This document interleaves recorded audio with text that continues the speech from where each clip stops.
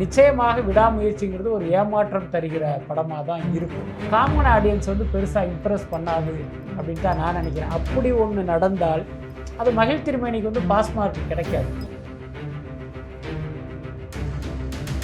அர்ஜுன் என்ன பண்ணுவாரா, கெட்ட கெட்ட வாரத்தில் திட்டுவாராம். ஒரு கோ ஆர்டிஸ்ட் சொல்லியிருக்காரு, எனக்கு வர்ற கோபத்துக்கு மகிழ் திருமேனியை போட்டு சாத்திரலான்னு இருக்காரு.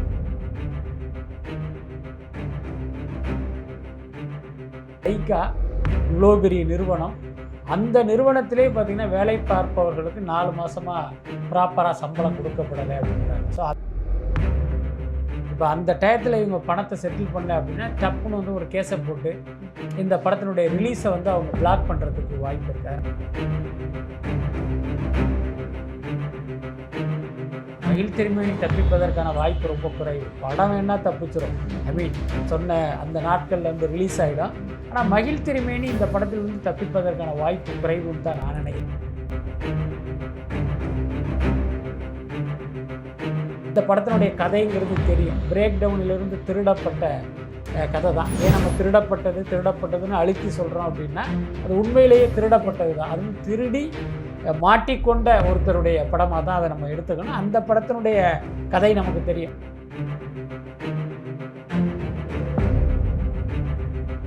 சேட்டலைட்டு ரைட்ஸை வந்து அவங்க வாங்கியிருக்காங்க. எல்லாத்துக்கும் மேலே விடாமுயற்சி வந்து இப்போ பிப்ரவரி 6ஆம் தேதி ரிலீஸ் ஆனாலும் அந்த படத்தை சன் டிவியில் தமிழ் புத்தாண்டுக்கு வந்து அவங்க உலக தொலைக்காட்சியில் முதல் முறையாக அப்படின்னு வந்து அவங்க ஒளிபரப்ப போகிறாங்க.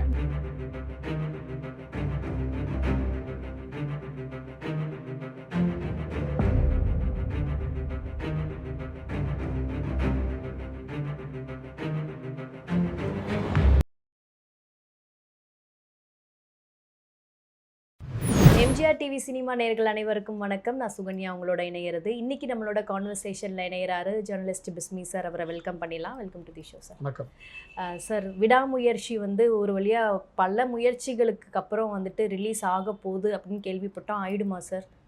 நிச்சயமாக ஆகிடும். அதே நேரம் அந்த ரிலீஸ் நேரத்தில் சில படங்களுக்கு சில பிரச்சனைகள் தூரத்திலேருந்து பார்க்கும்போது இது தீர்க்க முடியாத பிரச்சனைகள் மாதிரி தெரியும்.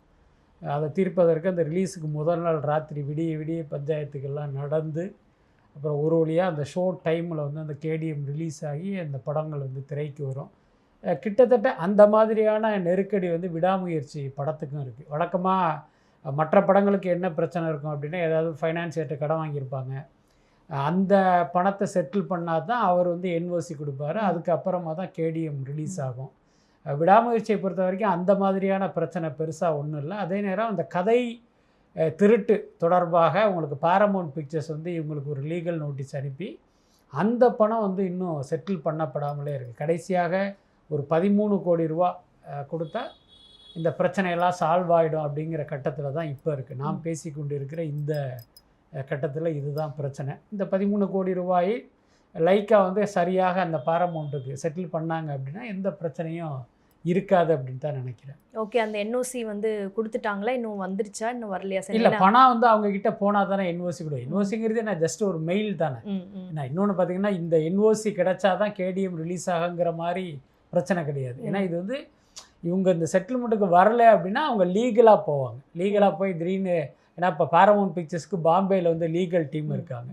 இப்போ அந்த டயத்தில் இவங்க பணத்தை செட்டில் பண்ணல அப்படின்னா டப்புன்னு வந்து ஒரு கேஸை போட்டு இந்த படத்தினுடைய ரிலீஸை வந்து அவங்க பிளாக் பண்ணுறதுக்கு வாய்ப்பு இருக்குது. அதனால் அதுக்கு முன்னால் இந்த பணத்தை வந்து இவங்க செட்டில் பண்ணிடுவாங்க அப்படின்னு தான் நான் நினைக்கிறேன். அதே நேரம் லைக்கா நிறுவனம் ஒரு பெரிய க்ரைசஸில் இருக்காங்க. அதையும் நம்ம அந்த இடத்துல கணக்கில் எடுத்துக்கணும். ஸோ அந்த நிறுவனத்தோடு ரொம்ப நெருக்கமாக இருக்கிற ஒருத்தர்கிட்ட பேசும்போது ஒரு தகவல் சொன்னார். முதல்ல என்னால் நம்ப முடியல, பட் அதுக்கப்புறம் விசாரிக்கும் போது இல்லை இந்த தகவல்லாம் உண்மைதான் அப்படிங்கிற மாதிரி சொன்னாங்க. என்னென்னா, லைக்கா இவ்வளோ பெரிய நிறுவனம், அந்த நிறுவனத்திலே பார்த்திங்கன்னா வேலை பார்ப்பவர்களுக்கு 4 மாதமாக ப்ராப்பராக சம்பளம் கொடுக்கப்படலை அப்படின்றாங்க. ஸோ அந்தளவுக்கு அந்த நிறுவனத்தில் வந்து ஒரு பெரிய க்ரைசிஸ் இருக்குது. அதனால் ஒருவேளை இந்த 13 கோடியை அவங்களுக்கு கொடுக்க முடியாத சூழல் ஏற்பட்டால் விடாமுயற்சிக்கு வந்து நிச்சயமாக சிக்கல் வரும். ஆனால் அப்படி நடக்காது அப்படின்னு தான் நான் நினைக்கிறேன். பார்க்கலாம். ஏன்னா படம் வந்ததுக்கப்புறம் அந்த வசூல் அள்ளி அதை திரும்ப கொடுத்துருவாங்கங்கிற மாதிரி. அது ஒரு பக்கம். என்னென்னா, பல ஊர்களில் பார்த்திங்கன்னா உங்களுக்கு வந்து அட்வான்ஸ் புக்கிங்லாம் வந்து ஓப்பன் பண்ணிட்டாங்க. பல இடங்களில் பல காட்சிகள் ஹவுஸ்ஃபுல்லாக இருக்குது. அப்படி இருக்கும்போது நீங்கள் திடீர்னு படம் ரிலீஸ் ஆகலை அப்படின்னா ரசிகர்கள்லாம் நிச்சயமாக கொந்தளிச்சிருவாங்க. முக்கியமாக அஜித் ரசிகர்கள்லாம் ஏற்கனவே லைக்கா வந்து கெட்ட கெட்ட வார்த்தையால் திட்டிக்கிட்டு இருக்காங்க. இந்த படத்தை வந்து இவ்வளோ நாள் போட்டு வச்சிட்டிங்களே அப்படின்ட்டு. அது இல்லாமல் இப்போது மீண்டும் தள்ளி வைக்கப்பட்டால், இன்னொன்று உங்களுக்கு தெரியும், இந்த படம் பொங்கலுக்கு வருவதாக அறிவிக்கப்பட்ட ஒரு படம் இப்போ வந்து சில வாரங்கள் தள்ளி ரிலீஸ் ஆகுது. அப்போ படத்தை போஸ்ட்பான் பண்ணும்போதே வந்து பயங்கரமாக வசைப்பாடினாங்க. அப்படி இருக்கும்போது இந்த முறை வந்து அதை பண்ணிடுவாங்கன்னு தான் நினைக்கிறேன். மகிழ் திருமேனி தப்பிப்பாரா? மகிழ் திருமேனி தப்பிப்பதற்கான வாய்ப்பு ரொம்ப குறைவு. படம் வேணா தப்பிச்சிரும். ஐ மீன் சொன்ன அந்த நாட்களில் வந்து ரிலீஸ் ஆகிடும். ஆனால் மகிழ் திருமேனி இந்த படத்திலிருந்து தப்பிப்பதற்கான வாய்ப்பு குறைவுன்னு தான் நான் நினைக்கிறேன். என்னன்னா இப்போ அவருடைய ஸ்டேட்மெண்ட்டை பார்க்கும்போது அந்த படத்தின் மீது அவருக்கே ஏதோ ஒரு அவநம்பிக்கை இருக்கோ அப்படின்னு தான் தோணுது. நீங்கள் கூட அவருடைய நேர்காணல்லாம் பார்த்துருப்பீங்க.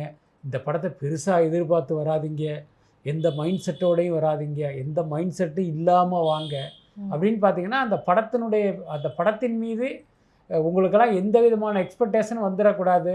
நீங்கள் ஜஸ்ட் லைக் தட்டுன்னு சும்மா வாங்க அப்படின்னா என்ன அர்த்தம் அப்படின்னா, இப்போ இந்த படத்தில் ஒன்றும் இல்லை அப்படின்னு தானே நம்ம புரிஞ்சிக்க வேண்டியதாக இருக்குது. இன்னொன்று, நீங்கள் இந்த படத்தில் நீங்கள் வந்து நம்பிக்கை தர்ற மாதிரியான அம்சங்கள் இருந்தால் அப்போ அந்த இயக்குனருடைய பேச்சே வேறு மாதிரி இருக்கும். நீங்கள் வாங்க, உங்களுக்கு ஒரு பெரிய விருந்து காத்துட்ருக்கு, நீங்கள் வாங்க, உங்களுக்கு ஒரு சர்ப்ரைஸ் காத்துக்கிட்டு இருக்கு, அப்படி தானே பேசுவாங்க. ஆனால் இவருடைய பேச்சு பார்த்தீங்கன்னா அப்படி உல்ட்டாவாக இருக்குது. எந்த எதிர்பார்ப்போடையும் வராதிங்க, அதுக்கப்புறம் நீங்கள் நினைக்கிற மாதிரி அந்த படம் இருக்காது அப்படின்லாம் பயங்கரமாக பேசுகிறாரு. அது இல்லாமல் நமக்கு ஏற்கனவே அந்த படத்தினுடைய கதைங்கிறது தெரியும். பிரேக் டவுனிலிருந்து திருடப்பட்ட கதை தான். ஏன் நம்ம திருடப்பட்டதுன்னு அழுத்தி சொல்கிறோம் அப்படின்னா அது உண்மையிலேயே திருடப்பட்டது தான். அதுவும் திருடி மாட்டிக்கொண்ட ஒருத்தருடைய படமாக தான் அதை நம்ம எடுத்துக்கணும். அந்த படத்தினுடைய கதை நமக்கு தெரியும். ஒரு ஹஸ்பண்ட் அண்ட் ஒய்ஃபு ஒரு ஹைவேயில் வந்து ஒரு லாங் டூர் போகிறாங்க. அப்போ திடீர்னு கார் ரிப்பேர் ஆகுது.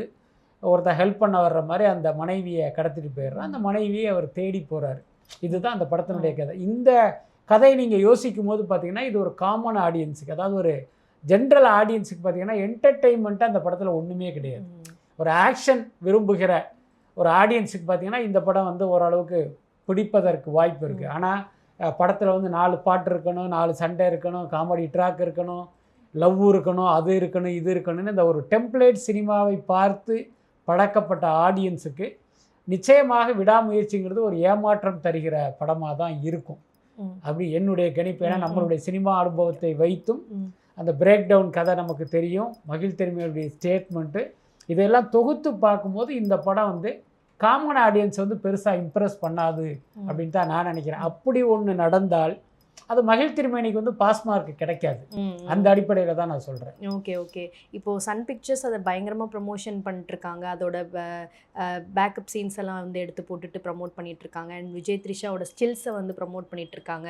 அவங்களுக்கான முயற்சிகளை அவங்கள ஈடுபட்டு இருக்காங்கன்னு தான் சொல்லணும். இல்லை, அவங்க என்னென்னா இந்த படத்தினுடைய சேட்டலைட்டு ரைட்ஸை வந்து அவங்க வாங்கியிருக்காங்க. எல்லாத்துக்கும் மேலே விடாமுயற்சி வந்து இப்போ பிப்ரவரி 6ஆம் தேதி ரிலீஸ் ஆனாலும் அந்த படத்தை சன் டிவியில் தமிழ் புத்தாண்டுக்கு வந்து அவங்க உலக தொலைக்காட்சியில் முதல் முறையாக அப்படின்னு வந்து அவங்க ஒளிபரப்ப போகிறாங்க. ஸோ அதுக்கு முன்னே அந்த படத்துக்கு என்னன்னு கேட்டால் நீங்கள் இந்த மாதிரியான பில்டப்பை கொடுத்து தான் ஆகணும். அதனால அவங்க பண்ணுறாங்க. எல்லாத்துக்கும் மேலே அவங்க சேட்டலைட் ரைட்ஸ் வாங்கினாலும் இந்த படத்தினுடைய அந்த யூடியூப்பில் வருகிற கண்டென்ட் எல்லாமே அவங்களுடைய சேனலில் தான் போடுவாங்க. ஸோ அதனாலையும் அவங்க வந்து அந்த ப்ரொமோஷன் வேலையை ரொம்ப ஜரூராக பார்த்துக்கிட்டு இருக்காங்க. ஏன்னா இப்போ படம் ரிலீஸ் ஆகி ஒருவேளை படம் சரியாக போகாமல் நீங்கள் ஆஃப்டர் ரிலீஸ் வந்து இந்த மாதிரியெல்லாம் பப்ளிசிட்டி பண்ணிங்கன்னா மக்கள் வந்து ஜஸ்ட் லைக் தட்டுன்னு ஒதுக்கிடுவாங்க.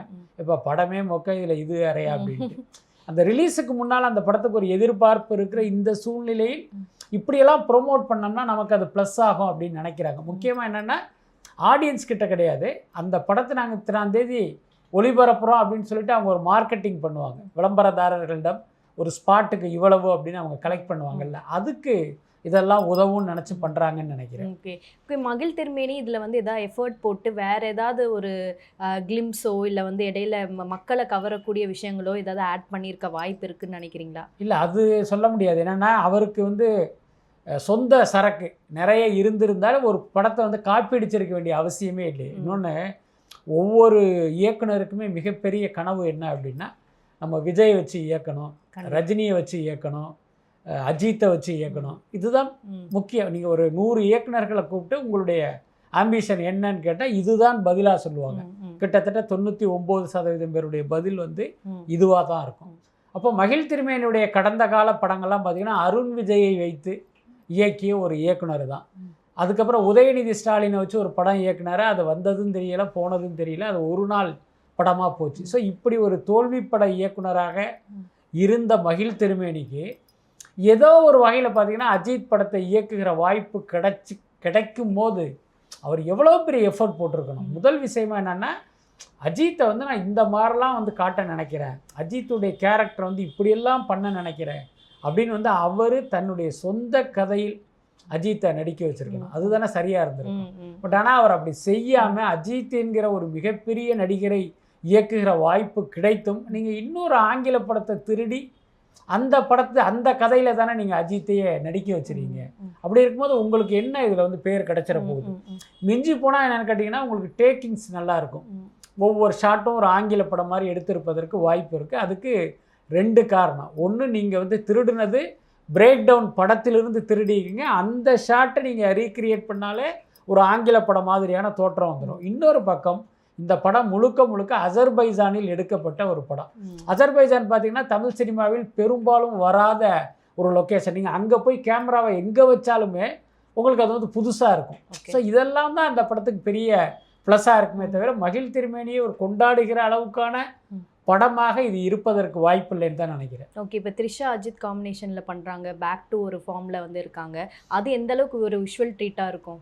விஷுவல் ட்ரீட்டாக இருக்குமான்னு தெரியாது. பட் இந்த கதைக்கு ஒரு ஹஸ்பண்ட் அண்ட் ஒய்ஃப் வெளியில் போகிறாங்க, அதில் மனைவி கடத்தப்படுறா அப்படிங்கிற இந்த ஏரியாவுக்கு இவங்க பொருத்தமாக இருப்பாங்க அப்படின்னு தான் நான் நினைக்கிறேன். அதே நேரம் இந்த த்ரிஷா கேரக்டர் குறித்து வந்து ஒரு தகவல் இருக்குது. ஒருவேளை அது உண்மையாக இருக்கும் பட்சம் அது வந்து நிச்சயமாக ரசிகர்களுக்கே ஒரு பெரிய அதிர்ச்சியை கொடுக்குற விஷயமா இருக்கும். இல்லை, அதில் த்ரிஷாவுடைய கேரக்டரே வந்து ஒரு நெகட்டிவ் ரோல் அப்படிங்கிற மாதிரி ஒரு தகவல் இருக்குது. அது ஒரு ட்விஸ்ட்டாக அவங்க நினச்சி வச்சுருக்காங்க. பட் அது வந்து ட்விஸ்ட் என்பதை தாண்டி ஆடியன்ஸுக்கே ஒரு பெரிய டிசப்பாயின்மெண்ட்டாக இருக்கும் அப்படின்னு தான் நான் நினைக்கிறேன். ஸோ படத்தில் ஏதோ ஒன்று வைக்கணுங்கிறதுக்காக எடுத்து இன்சர்ட் பண்ணி வச்சாங்கன்னு எடுத்துக்கலாமா? இல்லை, இருக்கும். ஏன்னா நீங்கள் ஒரு ஆங்கில படத்தை அப்படியே திருடி எடுக்கும் போது இந்த திருட்டின் சாயல் தெரியாமல் இருப்பதற்காக என்ன பண்ணுவாங்கன்னா, இவங்க வந்து சொந்த சரக்கில் எதையாவது எடுத்து போடுவாங்க. அது சில நேரங்களில் பார்த்தீங்கன்னா அந்த ஒரிஜினலை மறைத்து இது ஒரு பெட்டரான அவுட்புட்டாக வரும். ஆனால் பல நேரங்களில் பார்த்தீங்கன்னா அந்த ஒரிஜினலையே கெடுத்து இதுவும் வந்து படத்துக்கு மைனஸாக மாறுறதுக்கும் வாய்ப்பு இருக்குது. அதனால் இந்த விஷயம் வந்து இந்த படத்தில் வந்து எப்படி வரப்போகுது அப்படிங்கிறது தெரியல, பொறுத்து தான் பார்க்கணும். இப்போ மகிழ் திருமேனி வந்து எதுக்கு ஒரு நீங்கள் சொன்ன மாதிரி ஒரு திருட்டு படத்தை எடுக்கிறதுக்கு எதுக்கு இவ்வளோ நேரம் வந்து இவ்வளோ நாட்கள் ஆச்சு, இவ்வளோ ப்ராப்ளம்ஸை ஃபேஸ் பண்ணிட்டு இதை வெளியே கொண்டு வந்துடுறதுக்கு ஏன் இவ்வளோ மெனக்கிடல? இல்லை, அதுதான் நம்முடைய கேள்வி. என்னென்னா, முதல் விஷயம் என்னென்னா, அஜித் என்கிற ஒரு நடிகருடைய கால்ஷீட் ஒரு இயக்குனருக்கு கிடைப்பது எவ்வளோ வந்து ஒரு முக்கியமோ அபூர்வமோ அதே மாதிரி ஒரு தயாரிப்பு நிறுவனத்துக்கு கிடைக்கிறதும் கிட்டத்தட்ட அதிர்ஷ்டம் அப்படின்னு தான் சொல்லணும். ஏன்னா இன்றைக்கி உள்ள சூழ்நிலையில் அஜித் போன்ற, விஜய் போன்ற, ரஜினி போன்ற நடிகருடைய கால்ஷீட் வந்து ஒரு தயாரிப்பாளருக்கு கிடைக்கிது அப்படின்னா அவர் லைஃப் டைம் செட்டில் ஆகிடலாம். அதுதான் உண்மை. அப்போ நிச்சயமாக இந்த கால்ஷீட்டுங்கிறது ஒரு ஜாக்பாட் தான். ஸோ அப்படி ஒரு ஜாக்பாட் லைக்கா நிறுவனத்துக்கு நயன்தாரா புண்ணியத்தில் கிடச்சிது. அப்போது ஏதோ ஒரு வகையில் நீங்கள் இயக்குனராக இருக்கீங்க அப்படிங்கும்போது இப்போ அந்த நிறுவனத்துக்கும் நீங்கள் வந்து நேர்மையாக இருக்கணும். அதுக்கடுத்து உங்களுக்கு இந்த வாய்ப்பை கொடுத்த அஜித்துக்கும் நீங்கள் நேர்மையாக இருக்கணும். அதுக்கப்புறம் இந்த கதைக்கு நேர்மையாக இருக்கணும். ஆனால் மகிழ் திருமேனி பார்த்திங்கன்னா எதுக்குமே நேர்மையாக இல்லை. அதுதான் நம்ம வந்து விமர்சனத்துக்குரியதாக மாறுது. பட் மகிழ் போன்றவர்கள் இந்த விமர்சனத்தில் இருக்கிற உண்மையை வந்து எடுத்துக்கணும். ஆமாம், நம்ம வந்து ஒரு தப்பு பண்ணிட்டோம் அப்படின்னு எடுத்துக்காமல் ஏதோ அவரை வந்து ஏதோ ஒரு வன்மம் கொண்டு நாமெல்லாம் விமர்சிக்கிற மாதிரி அவர் நினச்சிக்கிறாரு. அதுவே வந்து தப்பு. எப்பயுமே பார்த்தீங்கன்னா விமர்சனம் என்பது நம்மை வந்து பட்டை தீட்டிக்கொள்ள உதவுகிற ஒரு விஷயந்தான். அதில் உள்ள விஷயங்களை நீங்கள் எடுக்கும் போது உங்களை நீங்கள் சரி பண்ணிக்குவீங்க. அப்படி சரி பண்ணும்போது நீங்கள் அடுத்த கட்டத்துக்கு போவீங்க. ஆனால் நான் விமர்சனத்தையே காது கொடுத்து கேட்க மாட்டேன், விமர்சனம் பண்ணுறவங்களே தவறானவர்கள் அப்படின்னு நீங்கள் பேசுனீங்கன்னா நீங்கள் ஒரு கட்டத்தில் பார்த்தீங்கன்னா தேங்கி போயிடுவீங்க. உங்களுக்கு வந்து அடுத்த கட்ட வளர்ச்சிங்கிறதே இல்லாமல் போயிடும். என்னை கேட்டால் மகிழ் திருமேனியுடைய சமீப கால பேச்செல்லாம் பார்க்கும்போது விடாமுயற்சி தான் அவருடைய கரியரில் வந்து உச்சம்னு நினைக்கிறேன். இதுக்கு மேலே இவர் ஒரு ஸ்டெப்பு கூட போக முடியாது. எதிர்காலத்தில் பார்த்தீங்கன்னா மகிழ் திருமேனியுடைய திரைப்பயணம்ங்கிறது பார்த்தீங்கன்னா ஒரு யூடர்ன் போட்ட ஒரு ரிவர்ஸில் தான் இருக்கும். அப்படி தான் நான் நினைக்கிறேன். ஏன் இதுக்கு வந்து மெயின் காரணம் இந்த திருட்டு படங்கிறதுனாலயே இல்லை அவர் ரொம்ப லேட்டாக இயக்குகிறாங்கிறதுக்காக? சொல்ல போனால் ஒரு தயாரிப்பாளர் மகிழ் திருமேனியை வச்சு படம் எடுக்கணும்னு நினைத்தால் நிச்சயமாக அவர் வந்து லைக்கா நிறுவனத்திட்ட போய் ஒரு கருத்து கேட்பாங்க. அது சினிமாவில் வழக்கமாக நடக்கிறது தான். ஒரு இயக்குனரையோ ஒரு ஹீரோவையே வச்சு படம் எடுக்கும்போது என்ன பண்ணுவாங்கன்னா, அனுபவம் வாய்ந்த தயாரிப்பாளர்கள் ஏற்கனவே இவரை வச்சு படம் எடுத்தவங்கள்ட்ட போய் கேட்பாங்க, சார் இவரை வச்சு பண்ணலான் இருக்கேன், ஓகேவா அப்படின்னு. அப்போ என்னென்னா இவங்க உண்மையிலேயே அந்த தயாரிப்பாளருக்கு வந்து ஒரு அனுசரணையான நடிகராக இயக்குனராக இருக்கும் பட்சம் அவங்க சார் அவர் பிரமாதமானவர் சார், அவரை வச்சு பண்ணுங்கன்னு சொல்லுவாங்க. அதே நேரம் இவர் ரொம்ப டார்ச்சர் பார்ட்டி அப்படின்னா கையெடுத்து கும்பிடுவாங்க, சார் தப்பித்தவை போயிடாதீங்க, உங்களை சாவடிச்சிருவான், நான் இப்படியெல்லாம் கஷ்டப்பட்டேன் தெரியுமா அப்படின்னு ஒரு பெரிய கதை சொல்லுவாங்க. இது நிறைய இடத்துல லைக்கா வந்து சரியா விசாரிக்கலன்னு எடுத்துக்கலாமா? இல்லை, லைக்கா பார்த்தீங்கன்னா ஏற்கனவே வந்து விக்னேஷ் சிவன் அந்த படத்தில் கமிட் ஆகி அவர் சரியான ஒரு கதை பண்ணாமல் அதனால அஜித்துடைய டேட்டே வேஸ்ட்டாக போயிட்டு இருக்கிற கட்டத்தில் யாராவது ஒருத்தர் வரமாட்டாரா, கிடைக்க மாட்டாங்களாங்கிறப்ப அந்த நேரத்தில் இவரை உள்ளே இழுத்து போட்டாங்க. இல்லை, இவரை பற்றி விசாரிச்சிருந்தா நிச்சயமாக மகிழ் திருமேனியை போட்டிருக்க மாட்டாங்க. அதுக்கு ஒரு உதாரணம் சொல்கிறேன். இவரை அறிமுகப்படுத்தினது 7 சேனல் நாராயணன். நீங்கள் அவருடைய பேட்டிகள்லாம் யூடியூப்பில் இருக்குது, போய் பாருங்கள். மகிழ் திருமேனி குறித்து ஒரு வாரத்தை கூட அவர் பாசிட்டிவாக சொல்ல மாட்டார். இன்னும் சொல்லப்போனால் அவன் இவன் அப்படின்னு ஏக வசனத்தில் இவரை பயங்கரமாக கழுவி ஊற்றிக்கிட்டு இருப்பார். அப்படியே இன்னொரு ஆள் யார் அப்படின்னா உதயநிதி ஸ்டாலின். உதயநிதி ஸ்டாலின் இந்த படத்தினுடைய ப்ரொமோஷனுடைய விழாவிலேயே நான் இப்படி ஒரு படத்தில் நடித்ததே எனக்கு மறந்து போச்சு அப்படின்னாரு. யோசிச்சு பாருங்க, ஒரு ஹீரோ தான் நடித்த படமே எனக்கு மறந்து போச்சுன்னு சொல்கிறாரு அப்படின்னா அந்த படத்தை இவர் எவ்வளவு காலம் எடுத்திருப்பார். அந்த கழக தலைவனுங்கிற ஒரு படம் அவ்வளோ நாள் எடுத்து அதுக்கப்புறம் அவ்வளோ நாள் போஸ்ட் ப்ரொடக்ஷன் பண்ணி அந்த படத்தில் நடித்த பொழுது உதயநிதிக்கு நம்ம இப்படி ஒரு படத்தில் நடித்தங்கிறது மறந்து போச்சு. அவர் அந்த ஈவெண்ட்டுக்கு கூப்பிடும்போது தான் அடடா ஆமாம் இல்லை இப்படி ஒரு படத்தில் நடித்தோம்லங்கிறதே அவருக்கு ஞாபகத்துக்கு வர்ற அளவுக்கு அந்த படத்தில் வந்து இவர் ரொம்ப அவரை படுத்தி எடுத்துட்டார். ஸோ இப்போ இதுதான் மகிழ் திருமேனியுடைய நிலைமை. அப்போ இந்த படத்தில் பார்த்தீங்கன்னா இன்னும் மோசமாக போயிட்டார். எந்த அளவுக்கு அப்படின்னா அந்த படத்தில் த்ரிஷா, அர்ஜுன் போன்ற சீனியர் ஆர்டிஸ்ட்லாம் இருந்தும் அவங்கள காலையில் வர சொல்லிவிட்டு ஈவினிங் வரைக்கும் ஒரு ஷாட்டு கூட எடுக்க மாட்டாராம். நீங்கள் யோசிச்சு பாருங்கள், ஒரு நாள் முழுக்க ஷூட்டிங் ஸ்பாட்டில் ஒரு நடிகரோ நடிகையோ சும்மாவே உட்காந்துருந்தா கோபம் வருமா வராதான்? அர்ஜுன் என்ன பண்ணுவாரா, கெட்ட கெட்ட வாரத்தில் திட்டுவாராம். ஒரு கோ ஆர்டிஸ்ட்டு சொல்லியிருக்காரு, எனக்கு வர்ற கோபத்துக்கு மகிழ் திருமேனியை போட்டு சாத்திரலான் இருக்காரு, அவ்வளோ டென்ஷன் ஆகுவாராம். அதே மாதிரி த்ரிஷா என்னை வந்து இத்தனை மணிக்குள்ளே எனக்கு ஷார்ட் வைக்கலைன்னா கிளம்பி நான் ஊருக்கு போயிடுவேன்லாம் அவங்க சொல்லியிருக்காங்க. ஸோ அந்த மாதிரி நடிக்கிற நடிகர் நடிகைகளும் ஒரு பக்கம் டார்ச்சர் ஆகியிருக்காங்க. அதுக்கப்புறம் இவருடைய அந்த ஸ்டைல் இருக்குல்ல, அதில் வந்து லைக்கா நிறுவனமே ரொம்ப சஃபர் ஆகியிருக்காங்க. அதனால் நிச்சயமாக இந்த படம் என்ன சொல்கிறது, ஒரு அபூர்வமாக அதிசயமாக ஒரு பெரிய வெற்றி அடைந்து அந்த லைக்கா நிறுவனத்தினுடைய கடனெல்லாம் அடைந்து அவங்க பயங்கர பல கோடி லாபம் சம்பாதிச்சிட்டாங்க அப்படிங்கிற நிலைமை வந்தால் மட்டுமே மகிழ் திருமேனிக்கு அடுத்தடுத்த படங்கள் கிடைக்கும். அப்படி இல்லைன்னா நிச்சயமாக ஒரு தயாரிப்பாளரும் இவரை சீண்ட மாட்டாங்க. அதுதான் உண்மை.